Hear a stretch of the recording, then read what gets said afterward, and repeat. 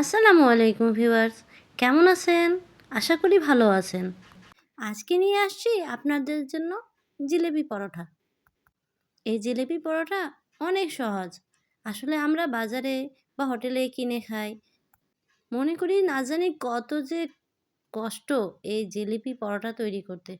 আসলে এটা খুবই সহজ। চলেন কথা না বাড়িয়ে আমরা আজকে জিলিপি পরোটা করি। আমরা রুটিটা বেলে নিব, তারপর এতে ঘি লাগিয়ে নিব। এর উপর শুকনো আটা ছিটিয়ে এটাকে আমরা যতই চিকন করে কাটবো, জিলিপি পরোটার ভাঁজগুলো ততই চিকন চিকন হবে, অতটাই সুন্দর হবে, অতটাই ছড়ানো হবে। এখন আমরা এগুলোকে এভাবে রোল করে নিব। দেখেন, ঠিক এভাবে একটার উপর আরেকটা এভাবে পেঁচিয়ে রোল করে নেব। এইভাবে রোল করার পর এর উপর সামান্য একটু ঘি দিয়ে আবার এটাকে আমি ভালো করে চেপে রেখে দিব। আমি রেখে দিয়েছিলাম 10 মিনিটের জন্য। তারপর এটাকে হাত দিয়ে চেপে চেপে এভাবে করে বড় করে নিব। বেলার প্রয়োজন পড়ে না। তারপর এটাকে আমি সেঁকে নিব ঠিক অন্যান্য পরোটাগুলোর মতো। যেভাবে আমরা রুটি পরোটা ভেজে নিই, ঠিক ওভাবে আমরা ভেজে নিব।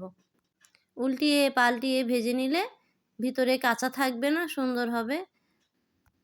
দেখেন আমার পরোটা ভাজা হয়ে গেছে। এখন দেখছেন কি সুন্দর লেয়ারগুলো হয়েছে, একটার পর একটা স্পষ্ট বোঝা যাচ্ছে। কি সুন্দর হয়েছে আমার জিলাপি পরোটা। ধন্যবাদ ভিউয়ার্স।